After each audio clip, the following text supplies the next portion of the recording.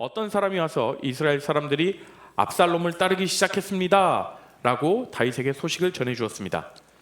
그러자 다윗은 자기와 함께 예루살렘에 있던 모든 신하들에게 말했습니다. 서둘러 떠나야겠다. 서두르지 않으면 압살롬에게 잡히고 말겠다. 압살롬이 우리를 잡으러 오기 전에 어서 이곳을 떠나자. 압살롬은 우리를 해치고 예루살렘의 백성들까지 죽일 것이다. 왕의 신하들이 왕에게 말했습니다. 무엇이든지 왕께서 말씀하시는 대로 하겠습니다. 왕은 자기 왕궁에 있던 모든 사람들을 데리고 떠났습니다. 그러나 왕은 왕궁을 지킬 후궁 10명은 남겨두었습니다. 왕은 자기를 따르는 모든 백성들과 함께 떠났습니다. 그들이 성을 빠져나갈 때에 그 성의 마지막 집에서 멈춰 섰습니다. 왕의 모든 종들이 왕의 곁을 지나갔습니다. 모든 그렛 사람과 모든 블렛 사람과 왕의 호위병들도 왕의 곁을 지나갔습니다. 가드에서 와서 다윗을 따랐던 600명도 왕의 곁을 지나갔습니다. 왕이 가드 사람 이때에게 물었습니다. 그대는 어찌하여 나와 함께 가려 하느냐? 돌아가서 압살롬 왕과 함께 있어라. 그대는 이방 사람이고 이곳은 그대의 고향 땅이 아니다. 그대가 나와 함께 있던 시간도 얼마 되지 않는데 지금 와서 그대를 우리와 함께 다른 곳으로 가게 할 수야 없지 않은가? 더구나 나는 어디로 가야 할지도 모른다. 돌아가거라. 그대의 형제들도 함께 데리고 가거라. 여호와의 은혜와 사랑이 그대와 함께 있기를 빈다. 함께 있죠. 그러나 이때가 왕에게 말했습니다. 살아계신 여호와와 왕께 맹세하지만 저는 왕과 함께 있겠습니다. 왕께서 어디로 가시든지 왕과 함께 가겠습니다. 죽든지 살든지 왕과 함께 있겠습니다. 아멘. 오늘은 내가 당신에게 충성할 수 있는 이유라는 제목으로 오늘 말씀을 나누어 보도록 하겠습니다. 여러분 혹시 신 스틸러라고 들어보셨죠? 신 스틸러라고 하면 영화나 아니면 드라마 속에서 어떤 훌륭한 연기력이나 어떤 독특한 개성이 있는 연기자들, 어떤 카리스마 이런 등으로 주연 못지않게 주목을 받는 조연을 신 스틸러라고 하죠. 직역하면 장면을 훔치는 자다라고 해서 신 스틸러라고 합니다. 여러분들 신 스틸러들은 정말 그 기억나는 대사를 굉장히 임팩트 있게 주는 감초 같은 역할을 하기도 하죠.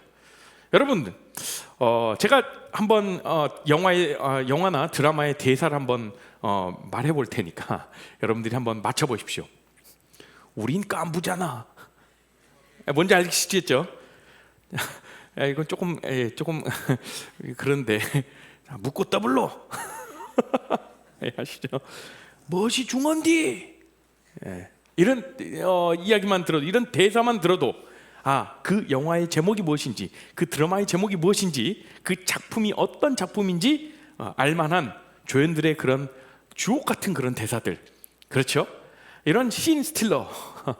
여러분들 성경 속에 많은 인물들이 나오잖아요. 여러분들이 기억하시는 인물들은 누굽니까?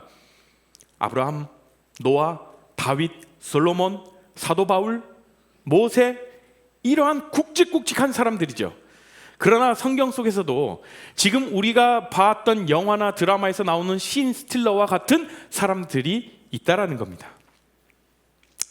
우리가 생각할 때는 어떤 성경에 길게 언급되고 이 인물이 중요하겠다라고 생각하는 그런 인물들이 있잖아요. 제가 앞서 말씀드렸던 그런 인물들이요. 그러나 우리가 들을 때 누구? 그렇게 할 정도로 생소한 사람들이 있잖아요. 이 사람의 이름인지 지역명인지 또 잘 모를 만한 그런 사람들이 있습니다. 그러나 이 성경에 모든 성경은 하나님의 감동으로 된 것으로라는 것을 기록되어 있죠. 허투루 기록된 것이 하나도 없습니다. 이 모든 성경에 한 줄이라도 기록되었다라는 것은 무슨 뜻을 하냐면 그 사람의 삶 가운데 하나님의 의미가 있다라는 뜻이거든요. 자, 오늘 우리가 나눌 사람은 누구냐면 이 사람도 성경의 신 스틸러 중에 한 사람입니다. 성경은 큰 역사의 드라마로 본다면 이 성경의 큰 역사 속에 아주 감초 같은 역할을 하지만 엑스트라 역, 정말 저 사람 누구지? 이름도 모르는, 그런데 어떻게 들어보면 들어본 것 같은 가물가물한 그런 사람을 제가 한 명 소개하려고 합니다. 가드 사람 이떼, 혹시 들어보셨나요? 오늘 성경에서 읽어봤는데 혹시 이떼가 무슨 일을 한지 아세요? 이떼가 도대체 어떤 사람인 줄 아십니까? 잘 모르시죠? 그 이떼를 한번 우리가 살펴보면서, 그러면서 그 가드 사람 이떼의 삶 가운데 드러났던 하나님과 그 사람이 우리에게 또한 그 성경 속에서 했던 고백이 우리의 삶에 어떤 도전이 있는지 한번 우리도 그 동일한 고백을 우리 삶 가운데 들어지기를 소망합니다. 그렇죠. 여러분 성경 통독하시다가 이 사람의 이름 가드 사람 이떼, 기억난다. 손 한번 들어봐 주시죠. 자, 여러분 잘 참여해 주셔야 됩니다. 그래야 설교가 빨리 끝나요. 자, 가드 사람 이떼 난 들어봤다. 손 한번 들어보시죠. 오 마이 갓. 네, 오케이, 여기 좋아요. 네, 괜찮습니다. 제가 이걸 바랬거든요. 우리 잘 모르잖아요. 여러분 고맙습니다. 저의 의도를 잘 파악해 주시고, 네, 그 가드 사람 이떼라는 거를 이 사람은 이름을 잘 몰라요, 그렇죠? 그런데 이 사람은 확실히 주연 배우는 아닙니다. 조연이에요. 그런데 조연으로서 이 사람은 성경 전체에서 대사가 딱 한 줄밖에 없습니다. 오늘 읽었던 본문이에요. 그리고 이 사람의 이름은 한 번 언급해요, 이후에. 그러나 이 사람의 대사는 오늘 본문에 있었던 그 성경 말씀, 언급된 그 말씀 딱 대사 한마디입니다. 그런데 그 대사 한마디가 정말 우리의 심금을 울리는 그러한 대사, 엄청난 고백이라는 것입니다. 자, 먼저 우리가 이떼라는 사람에 대해서 좀 알아보길 원해요. 이떼, 이 사람이 어디 출신이냐면 가드라는 곳이에요. 가드 사람 이떼라고 하죠. 가드라는 곳인데, 그런데 이 가드라는 이 지역은 어디냐면 블레셋, 여러분들이 잘 아는 블레셋은 잘 아시죠? 블레셋의 그 민족의 한 도시예요. 사실 블레셋이라고 하면 우리가 어느 한 국가라고 생각하겠지만 블레셋은 사실 여러 국가가 한 5개의 도시 국가가 모인 민족을 뜻해요. 그러니까 블레셋 민족 이렇게 얘기를 하죠. 그 블레셋 민족을 형성하는 국가 중에 하나가, 그 도시 국가 중에 하나가 어디냐면 가드라는 거죠. 자, 그래서 이 5개의 도시가 블레셋 민족인데 그 중에 하나가 가드라는 사실을 우리가 좀 기억하며 넘어갔으면 좋겠어요. 그런데 이 가드가요, 다윗과 연관되어서 가장 중요하게 나오는 이런 지역 도시이기도 해요. 굉장히 가드가 다윗과 연관이 있는 깊은 그런 도시거든요. 잘 한번 들어보십시오. 블레셋 민족에게 속한 가드 사람 중, 그 가드 사람 중에 가장 유명한 사람이 누구냐? 다윗이 누구랑 싸웠죠? 큰 사람 골리앗과 싸웠죠. 그 골리앗이 바로 블레셋 민족인데 그 블레셋의 민족 중에 가드 사람이라는 거예요. 그 가드 사람이 바로 골리앗, 그 유명한 골리앗입니다. 네. 그래서 또 성경 속에 가드가 언제 언급되냐면 다윗이 사울이 다윗을 죽이려고 따라왔잖아요. 그 사울을 피해서 전전긍긍하다가 그 이스라엘 곳곳을 도망 다니다가 더 이상 이제는 도망 다닐 데가 없자 어디로 갑니까? 해외로 망명을 하려고 해요. 해외로 망명하는데 그 땅이 어디였냐? 가드 땅 아기스 왕 생각나시는가요? 한 번씩 떠오르시죠? 그 가드 땅으로 도망을 가요. 그런데 사람들이 알아보는 거예요. 뭘 알아볼까요? 자, 골리앗이 누구라고 했죠? 어디 사람이라고 했죠? 가드 사람이라고 했죠. 그러니까 저 사람 우리 골리앗 장군 죽인 저 다윗인데 알아보는 거예요. 못 알아볼 줄 알았거든. 근데 다 알아보는 거예요. 그래가지고 다윗이 거기서 무엇을 하냐? 미친 척을 하죠. 침을 질질 흘리면서 미친 척을 하면서 굉장히 한 나라의 왕이 침을 질질 흘리면서, 자, 이거 표현을 한번 해볼까요? 침을 질질 흘리면서 미친 척을 하면서 얼마나 비참합니까? 그렇죠. 굉장히 비참한 그런 상황이죠. 어쨌든 그래서 이제 그 가드에서 미친 채 하고 다시 도망 나옵니다. 그래서 이제 광야 지역을 쫙 이렇게 돌다가 그러다 보니까 다윗의 용맹함을 들었고 다윗을 따르던 자가 있었고 다윗의 충성됨을 너무나도 잘 알고 있었던 그 사람들이 모이기 시작했어요. 야, 다윗이 저 광야에 있더라. 사람들이 모이기 시작하고, 그 다윗이구나, 다윗 장군이시군, 다윗 왕이시군요. 그러면서 그 사람들에게 다윗에게 모이기 시작했어요. 그러면서 무엇이 형성됐냐? 군대가 형성되었어요. 군대가. 그러니까 이제 다윗이 정식적으로 어떻게 하냐?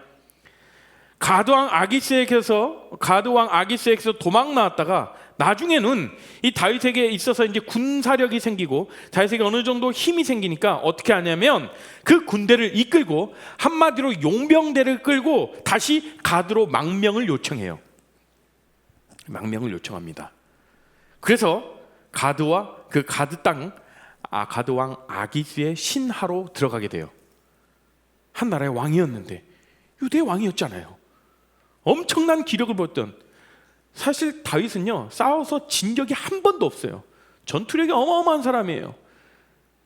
그런 사람이 그 가드왕 아기스에게 자신이 용병대를 가지고 내가 망명을 요청한다.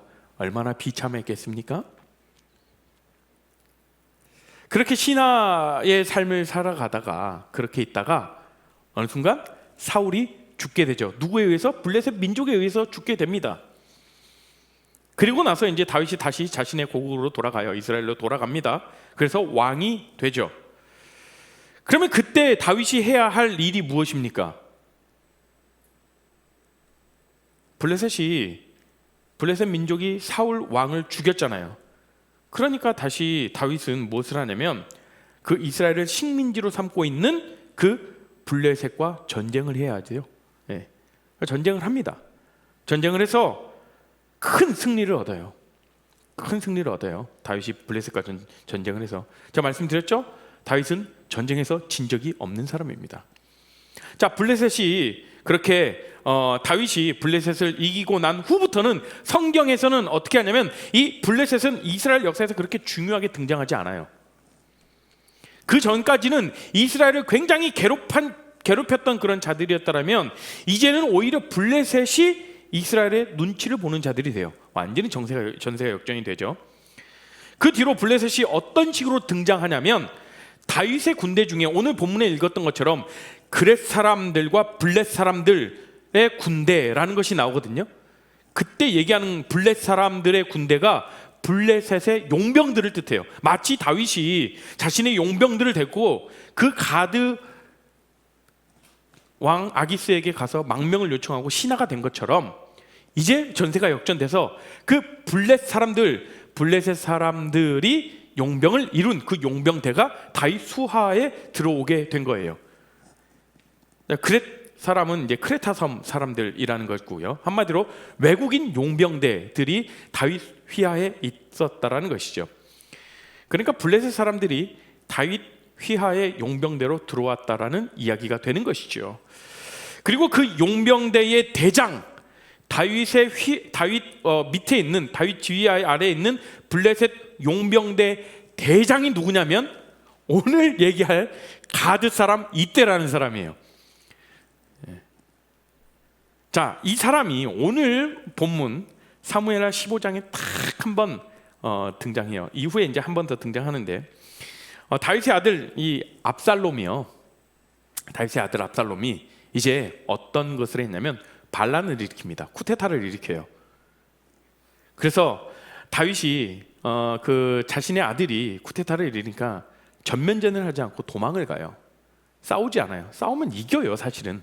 근데 왜 싸우지 않았는지 이후에 나중에 또 말씀드려보도록 하겠습니다. 오늘은 중요한 것이 아니니까. 그래서 다윗이 전면전을 하지 않고 다윗이 피합니다. 사실 이 압살롬이 이 쿠데타를 일으킨 것은 그 단순에 일어난 것이 아니라 철저한 계획 속에서 일어난 반란입니다. 성경 말씀에 오늘 그 15장을 쭉 읽어보시면 1절부터 쭉 읽어보시면 4년 동안 성 앞에서 압살롬이 서가지고요 왕에게 간청을 하고 왕에게 자신들의 마음을 토로하고 오는 사람들을 앞에서 다 막아요. 그러면서 아직 왕께 들어가기 전에 나한테 한번 얘기해봐. 그러냐? 그랬구나. 그런 마음들을 잘 풀어줘요. 잘 들어줘요. 완전히 민심이 어디로 사버렸냐면 다윗의 아들 압살롬에게 민심이 다 쓴 거예요. 그러니까 철저한 이런 계획 속에 이 반란이 일으켜진 거죠. 민심이 완전히 압살롬 편으로 서 있는 상황이었죠. 그러니까 지금 다윗은 자기 아들과 싸우지 않고 도망가는데 다윗의 신하 중에 충성했던 그런 사람들 압살롬이 다 죽여버리는 거예요. 그러다 보니까 이제 안 되겠다, 이거 뭔 일이 나겠다. 그래서 다윗이 자신의 신하들을 데리고 몸을 피합니다. 여러분들 생각해 보세요. 다윗은 계속 믿는 사람들에게 의해서 배신당했죠. 사울이 자신을 정말 총애하고 정말 잘 높여주었던 그런 왕이었어요. 자신을 믿어주었던 사람이었습니다. 그런데 돌연 어떤 사울이 질투심으로 다윗을 죽이려고 목숨을 빼앗으려고 했죠. 믿었던 사람에게 발등 찍힌 거죠. 뿐만 아니라 정말 믿었던 사람, 나의 피부치 아들이 이제는 자신의 목숨을 위협하고 있는 상황입니다. 여러분 어떠세요? 이 다윗은 이러한 상황 가운데에서 정말 우리가 살아가는 우리 삶 가운데에서 사실 어떤 사람으로부터 오는 그런 상처들 있잖아요. 이런 사람으로부터 오는 상처들 굉장히 마음 아파요. 얼마나 마음이 아플까요? 다윗 보면 그 가운데서 저 같으면 난리 쳤을 것 같아요. 그러나 다윗은 무력으로 행하지 않습니다. 그 순간에 사람들에게 상처받고 사람들에게 배신받고 마음이 찢어지는 그 순간에 어떻게 했을까? 하나님께 기도했어요. 하나님의 자신의 마음을 얼마나 토로하면서 그 수많은 시편들을 다 오늘 시편의 고백으로 고백하지 않습니까? 자, 그래서 이어가 봅시다. 그래서 이제 자신의 수하들, 자신의 부하들을 데리고 신하들을 데리고 피난 행렬을 합니다. 도망을 가요. 도망가는 길을 가다 보니까 마음이 너무 아프잖아, 그죠? 착잡한 마음에, 그런 마음에 잠시 마지막 그 성문 앞에 멈춰 서서 한번 돌아봅니다. 착잡한 마음으로 돌아보는데 그 순간에 보이지 않아야 될 사람이 보이는 거예요. 잠시 멈춰서 그 피난 행렬을 쭉 보고 있는데 깜짝 놀라게 뭘 보게 되냐면 오늘 본문 18절 말씀이에요. 한번 읽어볼까요? 18절 말씀 같이 읽어봅시다. 시작. 그의 모든 신하들이 그의 곁으로 지나가고 가드에서 온 모든 가드 사람 600명이 왕 앞으로 행진하니라. 그러니까 좀 보십시오. 아까 제가 말씀드렸죠. 블렛 사람과 그렛 사람. 그러니까 블레셋에서 온 그 용병대가 자신을 따라오는 거예요. 다윗이 보면서 이러는 거예요. 야, 너네 왜 따라오냐? 얘네 왜 따라오지? 이런 생각이 드는 거예요. 왜냐하면 이 사람들은 외국인 용병대잖아요. 압살롬이 왔을 때 다윗에게 충성된 자들은 죽이겠지만 그럼 외국인 용병대들에 대해서는 다시 압살롬에게 충성하면 되는 거거든요. 새로운 왕을 세워서 섬기며 살아가는 거예요. 그러니까 다윗이 이 상황을 보고 이야기를 하죠. 19절과 20절입니다. 함께 읽습니다. 어떻게 이야기를 했나 봅시다. 시작. 19절 20절이요. 시작. 그때 왕이 가드 사람 이때에게 이르되 어찌하여 너도 우리와 함께 가느냐? 너는 쫓겨난 나그네이니 돌아가서 왕과 함께 내 곳에 있으라. 너는 어제 왔고 나는 정처 없이 가니 오늘 어찌 너를 우리와 함께 떠돌아다니게 하리요? 너도 돌아가고 내 동포들도 데려가라. 은혜와 진리가 너와 함께 있기를 원하노라 하니라. 이게 뭐라냐면 야, 너 돌아가 다시. 우리랑 왜 가냐? 야, 솔직히 딱 까놓고 얘기하면 나 너한테 줄 월급도 없고 나 따라오잖아? 야, 보장이 안 되는 삶이야. 너 그냥 거기에 있으면 돼. 잘 살 수 있어. 새로운 왕 압살롬을 섬기면서 그냥 그렇게 잘 지내. 굳이 왜 나를 따라오려고 하냐? 나는 너 먹여 살릴 수도 없어. 이 600명이나 되는 많은 사람들을 왜 데리고 나를 따라오느냐? 이렇게 이야기를 하죠. 자, 여기까지가 이렇게 길게 제가 이렇게 서사를 끈 이유. 이제 이후에 이 다윗의 이 말에 이때가 딱 이때가 한마디를 합니다. 네, 재밌죠? 네, 성경의 이때의 대사 딱 한마디입니다. 완전 엑스트라잖아요, 그죠? 뭐 정말 듣보잡인 사람이죠.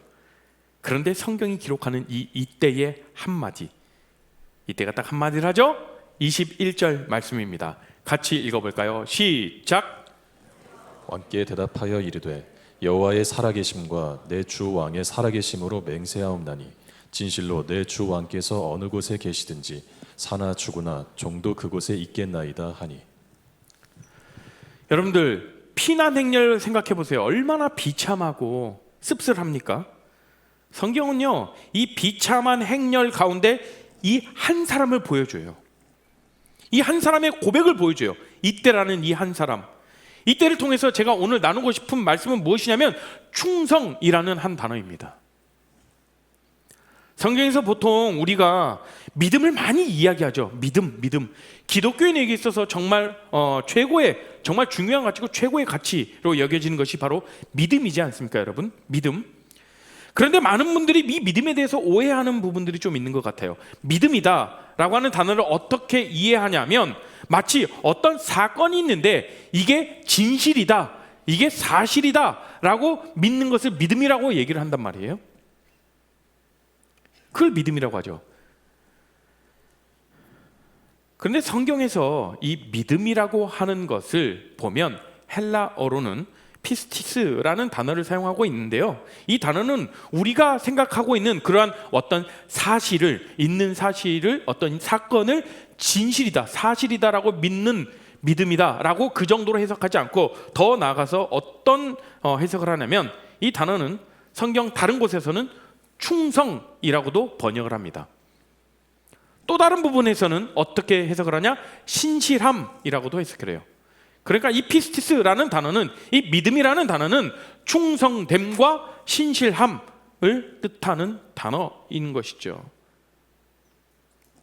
이 단어는요, 우리가 하나님을 믿는다 했을 때 하나님이 살아계신다라는 그 사실에 대해서 우리가 인정하고 생각에 있어서 믿는다, 그것을 더 뛰어넘어 하나님께 신실하게 충성하는 것, 이게 믿음이라는 이야기입니다. 여러분, 우리가 다윗의 삶을 보면 무엇을 잘했습니까? 성경이 보여주는 다윗의 모습은 무엇이냐면 신실함과 충성함입니다. 다윗은 자신이 왕으로 섬기겠다 하면 끝까지 충성된 모습으로 섬겨요.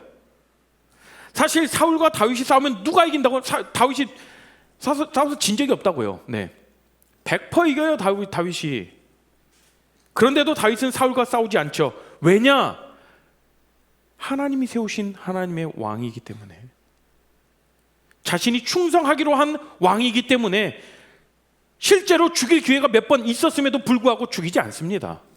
그러한 다윗의 충성됨, 충성을 다하겠다라고 약속했기 때문에 그 약속을 지켜나갔던 것이죠. 한번 생각해 보세요.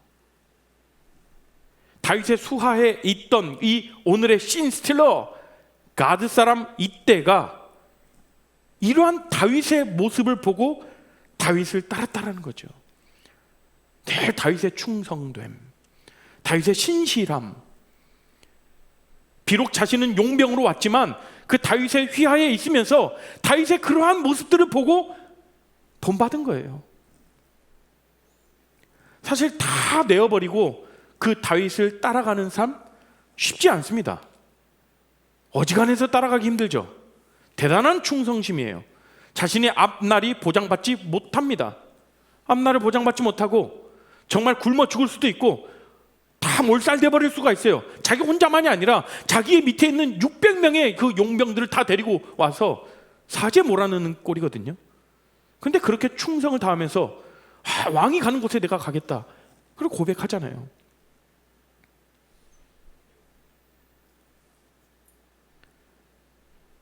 무엇보다도 이 가드 사람 이때가 가장 첫 번째로 뭐라고 고백합니까? 이때가 왕께 대답하여 이르되 여호와의 살아계심과 내 주 왕의 살아계심으로 맹세하옵나니, 하나님이 살아계신 것을 믿었던 사람이에요.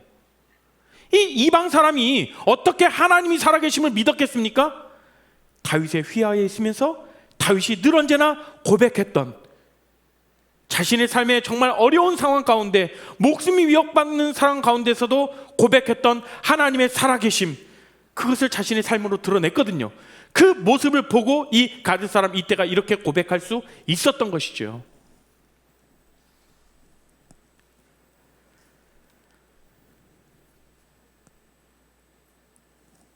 다윗 보십시오. 정말 자신의 삶 가운데에서 도대체 답이 없는 그런 상황, 도대체 해결점이라고는 보이지 않는 그런 상황 가운데에서, 그런 상황 속에서도 하나님을 알리는 삶을 살아가고 있었습니다. 하나님께 신실한 삶, 하나님께 충성된 그 삶을 살아갔던 다윗이었어요. 그 삶을 보고 다윗에게 충성과 신실함으로 반응했던 가드 사람 이때라는 것이죠. 그 다윗이 믿는 하나님을 섬기고 하나님의 살아계심을 고백하고 하나님을 알리는 자를 따르는 그런 이때의 모습을 오늘 말씀을 통해서 우리에게 보여주고 있는 것입니다. 지금 다윗의 상황은 어떻습니까? 자신의 친아들이 반란을 일으키고 이제 곧 자신의 목숨을 위협할 그런 순간입니다. 그래서 피난을 가죠. 누가 봐도 정말 초라한 피난 행렬을 하고 있는 그런 상황이란 말이죠. 그러한 어려운 상황 속에서도 다윗은 하나님에 대한 믿음을 잃지 않았습니다. 자신의 삶이 비록 현실은 다 망할 것 같고 무너져 내릴 것만 같은 그런 상황이지만 믿음으로써 하나님을 바라봤던 그 다윗이에요. 그렇게 할 수 있었던 비결이 무엇입니까? 다윗은 하나님이 어떤 분인지 명확하게 알고 있었기 때문에 그래요. 여러분들 한번 여러분들의 삶을 한번 돌아보시죠. 여러분들 삶 지금까지 인도하셨던 그 하나님, 여러분들 삶에서 보여주셨던 하나님의 능력, 하나님의 일하심 얼마나 큽니까? 그 하나님의 사랑과 하나님의 능력을 경험했던 자들이라면 우리는 그 하나님에 대한 믿음을 잃지 않을 수가 있는 것이죠. 비록 내가 지금 다 무너져 있는 것 같고 지금 내가 지금 다른들처럼 승승장구에 가진 것 같이 보이지 않고 내가 지금 맞게 가고 있는 것인가? 라고 생각할지 몰라도 그 뒤에서 하나님께서 일하실, 또 하나님께서 선으로 이끄실 신실하신 그 하나님을 바라보며 나아가는 우리 모든 공동체가 되기를 소망합니다. 다윗이 그래서 압살롬에게 쫓길 때 쓴 시편, 하나님께 고백했던 그 고백이 무엇이냐면 시편 3편 1절부터 3절, 시편 3편 전체거든요. 오늘 돌아가신 시편 3편 전체를 한번 묵상해 보십시오. 한번 저희가 1절부터 3절까지 한 목소리로 우리의 고백이 되길 원하며 함께 고백해 보겠습니다. 시작. 여호와여, 나의 대적이 어찌 그리 많은지요. 일어나 나를 치는 자가 많으니이다. 2절이요. 많은 사람이 나를 대적하여 말하기를 그는 하나님께 구원을 받지 못한다 하나이다. 여호와여, 주는 나의 방패시오 나의 영광이시오 나의 머리를 드시는 자이시니이다. 아멘, 아멘, 아멘. 압살롬에게 쫓길 때 고백했던 다윗의 고백이에요. 다 나를 죽인다고 그러고 나를 쫓아옵니다. 그때 여호와는 나의 방패시고 나의 영광이시고 나의 머리를 드시는 분이 바로 하나님이십니다라고 그렇게 명확하게 고백할 수 있는 이 다윗의 믿음, 하나님에 대한 신실함, 하나님에 대한 충성을 보여주는 거죠. 우리의 삶 가운데에. 저와 여러분의 삶을 한번 돌아볼까요? 내 주변 사람들에게 나는 과연 다윗과 같은 그러한 도전을 주는 삶을 살아가고 있는가? 여러분들, 우리가 신앙생활하면서 정말 크고 작은 시험거리들이 얼마나 많아요, 여러분. 보통 그런 시험거리들 거의들 사람과의 관계에서 이루어집니다. 그죠? 맞습니다. 우리는 얼마든지 시험 들 수 있어요. 그런데 여러분, 그런 시험 들 때마다 여러분 믿었던 하나님 다 놔버립니까? 여러분의 신앙 다 놔버립니까? 물론 그런 사람들도 안타깝게 몇 있지만은, 우리가 사람들로부터 얻은 그러한 시험 때문에 우리가 믿고 있는 하나님을 놔버리지 않잖아요. 왜요? 여러분들의 삶 가운데에 하나님이 어떤 분인지에 대한 고백이 있기 때문에 그래요. 혹여나 이 자리 가운데에 내 삶 가운데 하나님이 어떤 분인지에 대한 고백이 아직 없는 분이라면 그 하나님 내 삶 가운데 드려 주십시오. 나타내 주시고, 하나님께서 내 삶 가운데 하나님이 어떤 분인지 내가 고백할 수 있도록 나의 고백이 되게 하여 주십시오라고 그렇게 은혜 내려주시도록 오늘 간절히 그렇게 기도하십시오, 여러분. 우리의 삶에서 하나님이 어떤 분인지 우리가 분명하게 알 때 주님께서 우리에게 명하신 그 자리, 우리에게 맡겨주신 그 자리를 우리가 지켜나갈 수도 있는 것이고, 그 자리에서 충성을 할 수도 있는 것입니다. 그 하나님을 우리가 신뢰하면서 그분께 대한 충성함으로 나가셨으면 좋겠어요. 당신의 삶에서 하나님의 살아계심이 보인다라는 그런 축복의 메시지를 내 주변 사람들에게 오히려 막 선포해 주세요. 야, 너의 삶 가운데에서 진짜 네 삶을 보니까 참 하나님이 살아계신 것 같다. 하나님이 살아계신 것 같은데 확실히 보인다. 많이 이런 확언의 메시지를 많이 전달해 주십시오. 그런 말을 들을 때 내 생각으로는 나의 지금 상황이 내 생각처럼 잘 풀리지 않는 것 같아도 누군가는 나를 통해서 하나님의 살아계심을 보고 있을 수도 있다라는 겁니다. 상황에 따른 우리의 신앙이 흔들리는 것이 아니라, 형편에 따른 우리의 믿음이 흔들리는 것이 아니라, 신실하게 하나님의 일하심과 하나님이 어떤 분이신지에 대한 그런 고백이 넘쳐나는 우리 모든 레알 공동체, 이번 한 주 우리의 삶 되도록 간절히 소망합니다. 우리가 같이 함께 찬양하며 고백했으면 좋겠는데요. 우리의 삶의 이유, 내 평생, 내 삶의 이유, 내 평생의 그 이름을 찬양합니다. 우리가 함께 찬양하며 나갑니다. 예수는 내 힘이요 나의 기쁨 내 참 소망.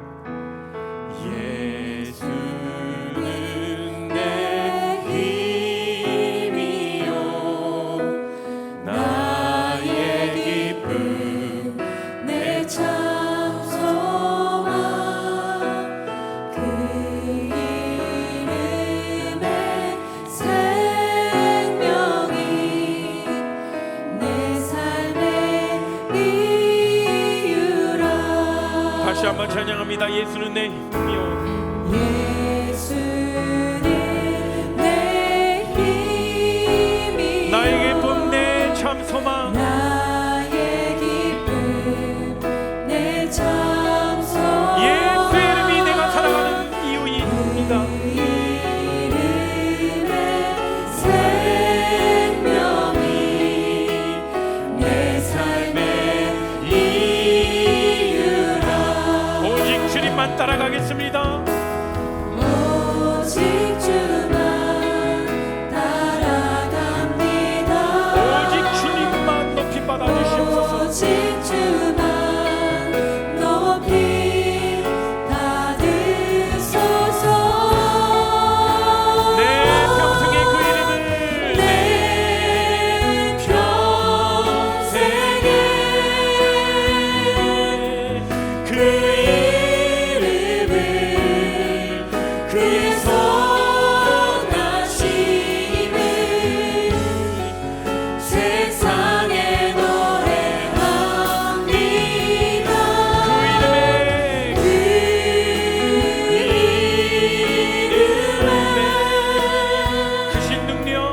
크신 능력 영원한 생명 내 삶의 이유라.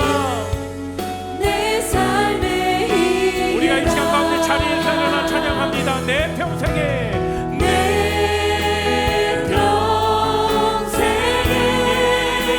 주님의 이름을 그 이름을 그의 선하심을 세상에 노래합니다. 그 이름을 크신 능력 크신 능력 영원한 생명이 내 삶의 이유라. 이 시간 우리가 함께 기도하며 나아갑시다. 그렇습니다. 주님, 우리의 삶 가운데에서 하나님이 어떤 분이신지, 내 삶 가운데에서 지금까지 인도하셨던 그 하나님의 은혜를 바라보며 나아가게 해 주시옵시고, 그 하나님의 은혜를 기억하며 우리의 삶을 살아가게 하시고, 그 은혜가 과거의 것이 아니라 매일 새롭게 부어지는 은혜로 우리의 삶을 가득 채워가 주시기로 그것을 소망하며 나가기를 소망합니다. 고백하기를 원합니다. 다윗이 정말 하나님께 충성된 삶을 살아갔던 그 이유가 무엇이냐면 하나님이 어떤 분이신지 명확하게 알았기 때문에 그렇다라는 것을 오늘 말씀을 통해서 배웠습니다. 우리 삶 가운데서 그러한 다윗과 같은 고백이 될 수 있도록, 정말 두려울 때 누굴 찾는가, 정말 앞이 보이지 않을 때 누굴 찾는가, 하나님을 찾을 수 있도록 하시고 내 삶 가운데 인도하셨던 그 하나님의 은혜를 바라볼 수 있는 믿음의 눈을 주시도록 우리가 주여 한번 부르짖고 함께 고백하며 나아갑니다. 주여! 하나님, 이 시간 가운데 온전히 주님께 고백하며 나아갑니다. 하나님이 내 삶 가운데 일하셨던 그 주님의 은혜를 바라보고 내 삶 가운데 일하셨던 그 하나님의 이름을 높여 찬양합니다. 하나님 아버지, 내 삶에서 하나님이 어떤 분이신지를 내가 명확하게 하게 하시고 내 삶 가운데 분명하게 보여주신 그 하나님의 은혜를 우리가 간직하게 하시고 기억하게 하시고 매일 그렇게 새롭게 일하여 주시옵소서. 아버지, 그래서 아버지 내 삶 가운데 내가 아버지 내 삶 가운데 아무것도 없고 무너진 것 같을지라도 하나님이 내 삶 가운데 신실하게 일하신다면 그 믿음을 가지고 믿음을 선포하며 나가게 하시옵시고, 내가 필요한데 내가 주님을 의지한다는 그 고백이 나의 고백이 되게 하여 주시옵시고, 내가 언제든지 주님만을 소원하게 따라가는 나의 사랑을 해주시옵시고, 아버지 주님께 보여줬던 그 충성된 그것이 어디서부터 온지, 우리가 하나님이 어떤 분인지를 우리가 고백할 수 있는 믿음의 소원을 다시 한번 고백하며 나아갑니다. 그 믿음을 아버지 우리에게 허락하여 주시옵시고, 아버지 그 성과로 우리 가운데 함께하시 그 주님을 아버지 바라보며 나아갑니다. 아버지, 내 삶의 이유가 바로 하나님이 나의 삶을 인도하시고 내 삶의 이유가 하나님이 넘치는 그 삶을 살아갈 수 있도록, 내 삶의 이유가 하나님이 어떤 분인지를 드러내오며 살아가는 우리 모든 삶이 되게 하여 주시옵시고, 우리의 공동체 될 수 있도록 주님 인도하여 주시옵소서. 하나님 감사합니다. 나의 삶을 지금까지 인도하시고 내가 지금 이 자리에 서서 주님께 기도할 수 있도록 우리 삶을 붙들고 계심에 감사합니다.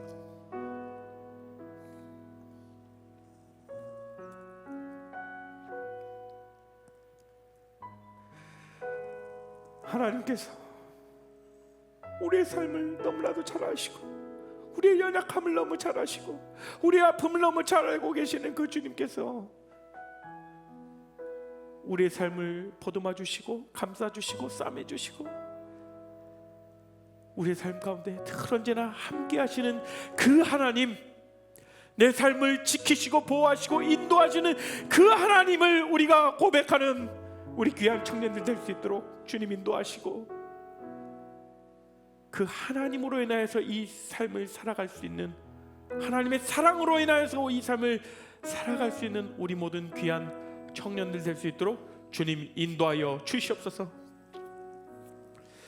우리가 또 한 주간 우리 세상 가운데 살아갈 때에 우리를 통하여서 하나님이 어떤 분인지를 드러내는 삶을 살게 하여 주시옵시고, 내 주변, 내 이웃들, 내 친구들, 내 직장 가운데, 내 학교의 모든 사람들이 나의 삶을 통하여서 하나님이 어떤 분인지를, 그 신실하신 그 하나님, 그 사랑의 하나님을 또한 알아갈 수 있도록 우리를 그렇게 축복의 통로로 사용하여 주시옵소서. 이제는 예수 그리스도의 크신 은혜와 하나님의 충만하신 놀라우신 깊은 사랑, 성령 하나님의 감화 교통하심이 이제 우리가 우리 삶 가운데 일하시는 그 하나님을 분명하게 외치며 그 하나님으로 인하여서 우리가 살아갈 수 있도록, 또한 하나님께서 우리에게 베풀어 주신 은혜를 날마다 우리가 기대함으로 사모함으로 나아가기로 결정하는 우리 모든 귀한 공동체들 가운데, 그 가정 가운데, 학업과 또 직장 가운데 지금으로부터 영원토록 함께 하시기를 축원합나이다. 아멘.